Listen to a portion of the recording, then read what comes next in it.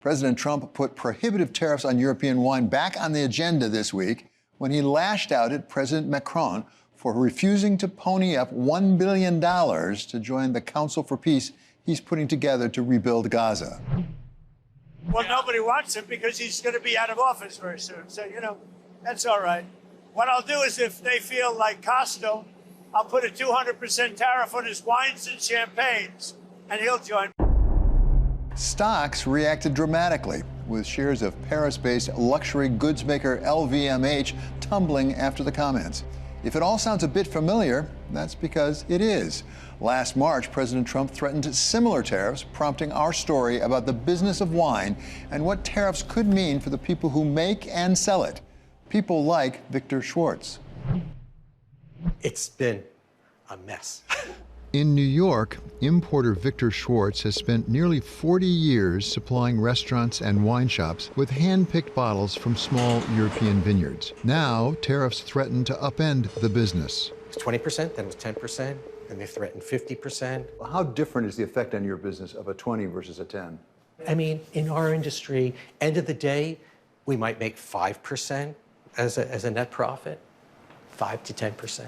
So obviously, we can't afford 10%. We can't afford 20%. But 20% is really egregious. 20%, I mean, think about what that does. God, it makes a $20 wine, $25 basically, because, there's kind of a multiplier effect as it goes through the system. It's a much bigger impact. And don't forget, when we raise a price, it's not as if the consumer just accepts it. Where do American customers for wine go if they decide the price is too high? I'm not going to buy that. Where are you going to find Champagne? Where are you going to find Chateauneuf du Pape? Where are you going to find Chianti? You're not going to find it in Oregon or California. A Finger Lakes wine, let's just be clear, is nothing like a Napa Valley wine. Nothing like a wine from southern Italy or northern Italy or the center of Spain, etc. My gist is that these products are so connected to their place. And that's what's wonderful and interesting about wine. Otherwise, there'd be the wine company of the world, and it would come out of a spigot. Red, white, rosé, and sparkling. Done, right? But that's not why we love wine. And Americans do love their wine. In 2023, we consumed just under 900 million gallons of it, more than any other country in the world, with a value of over $107 billion. More than a third of that is shipped in from abroad, making tariffs a real issue for importers. But those in the business say it's not just the imports that will be hit. It's the entire wine ecosystem. Ben Aneff is president of the U.S. Wine Trade Alliance. He has a shop in Tribeca that sells fine wine, which typically goes for over $20 per bottle. Distributors and importers, even those, by the way, that represent U.S. domestic wines, about 75% of their revenue comes from imported wine. So that's one of the really interesting things about this. On the tariff front, all of the major domestic wine producing organizations, from Wine Institute to Napa Valley Vintners to Wine America, they're all against tariffs on imported wine because they understand their domestic growers, their producers, rely on healthy wine distributors for access to market.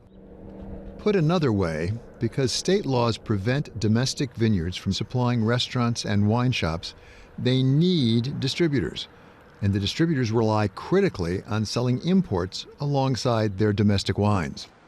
That's why those who import fine wines, like Victor Schwartz, and those who sell it to us, like Ben Aneff, have no doubt that tariffs will cripple their business, selling both foreign and domestic wines.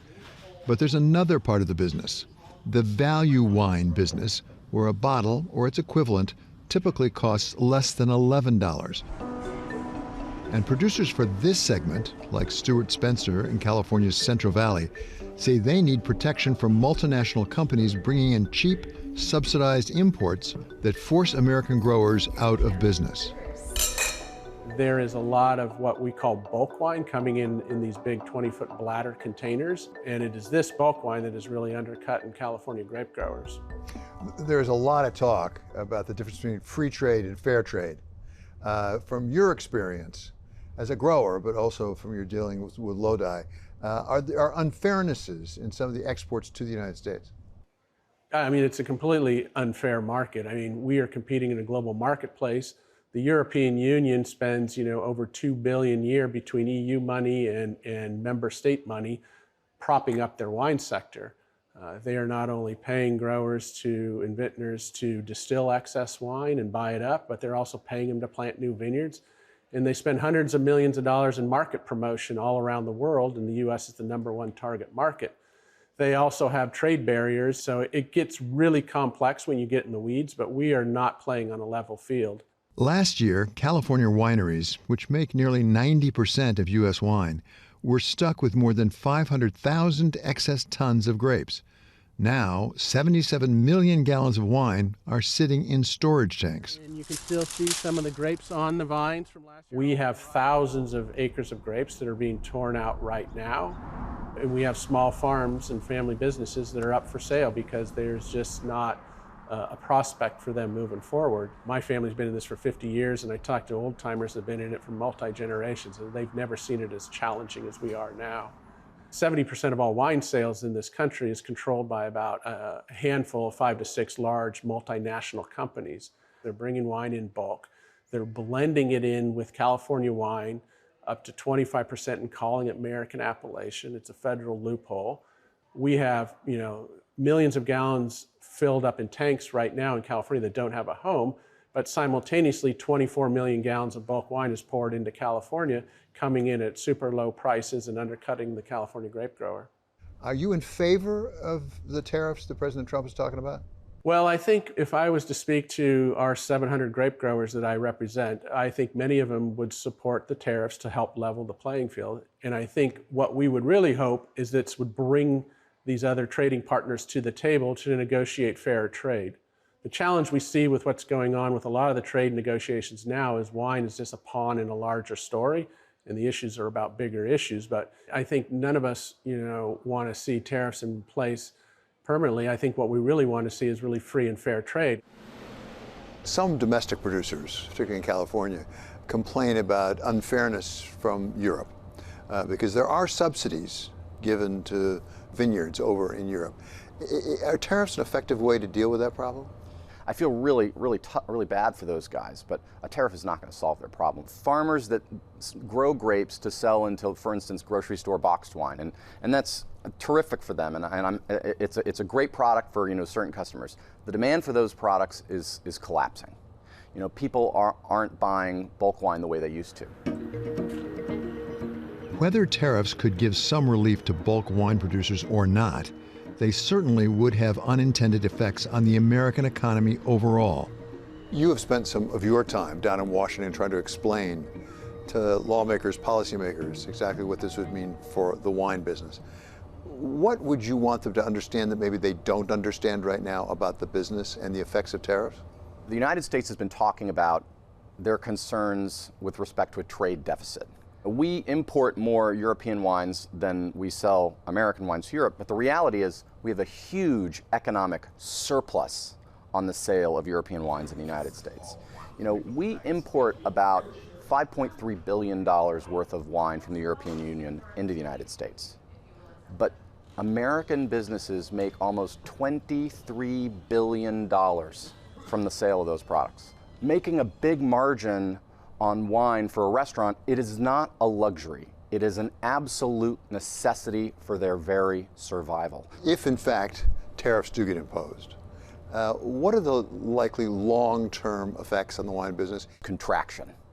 And then you know what that means. Contraction means American businesses closing and firing all of their employees.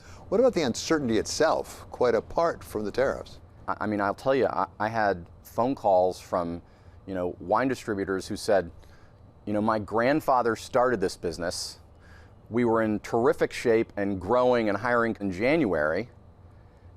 And now I might have to decide if I'm going to close the doors in 2 weeks. When they're put into this position, when their choice is either to pay a tariff that they cannot afford, because these are small businesses, or don't bring in wine. Don't bring in the wine that represents 75% of the revenue for your next 3 or 6 months? You know, we had restaurants from South Florida say, in the summertime, we need Sancerre and Rosé. That's what keeps our businesses alive. And there really is no substitute for these products. And one of our favorite Riojas. So in your wine store, you have Bordeaux. If you can't get the Bordeaux, will the customer say, that's okay, I'll take the cab? The answer flatly is no. We talk about terroir. It's a word that gets bandied about. It sounds fancy, it's foreign, but it really, all it means, terroir, land, terre, it just means the place, right? It's just geography. Part of terroir is the human element, the culture, the civilization, the people who've been on this piece of land in southern Italy for multiple generations. They cook certain kinds of food, they make certain kinds of wine that go with those foods, and it's very specific, right? I mean, don't you love to drink an Italian wine when you're having your spaghetti and meat sauce? Schwartz is trying to hold off the administration as the lead plaintiff in a lawsuit challenging the tariffs. The U.S. Court of International Trade ruled in his favor, but the case has been consolidated with Learning Resources versus Trump, the Supreme Court case on the president's use of emergency powers to levy tariffs. If the tariffs go into effect for European wines, how long will it take before we see it in our lives? You're going to start seeing those prices come now. You're going to start seeing a lot less choice. You know, there are importers and distributors that have halted all of their shipments because they're not sure they can afford to bring them in. Now, at the same time, they have no substitutes for them. They're not buying more domestic wine, for instance. They can't afford to. They need to sell these European wines in order to buy more American wine. In a nutshell, American businesses are incredibly good at selling European wine, and they support huge numbers of jobs in the United States. Some of the most famous importers actually got into the business because they were in France or Italy during World War II, said, oh my God, I love this. This is what I want to do with my life. And they're classic American entrepreneurial success stories. As a matter of fact, many of the most famous European wines in the world, they're famous today because they were discovered by American wine importers. And they were brought back. They tasted 10,000 wines, said, these 3 are the best, and they were right. Funny story, one of the first guys to do that, by the way, was Thomas Jefferson. You know, he went to Burgundy, he bought Montrachet and Merceau Goutte d'Or for he and George Washington. He bought Chateau d'Yquem for he and George Washington. And today, those are still some of the greatest wines on the planet. He had a pretty good palate, I think. And now, ironically, Americans' affinity for European wines nurtured by the likes of George Washington and Thomas Jefferson may be challenged by the most recent occupant of their high office, and perhaps make it more difficult for us to enjoy that bottled poetry they discovered 250 years ago in fine French wines. Cheers.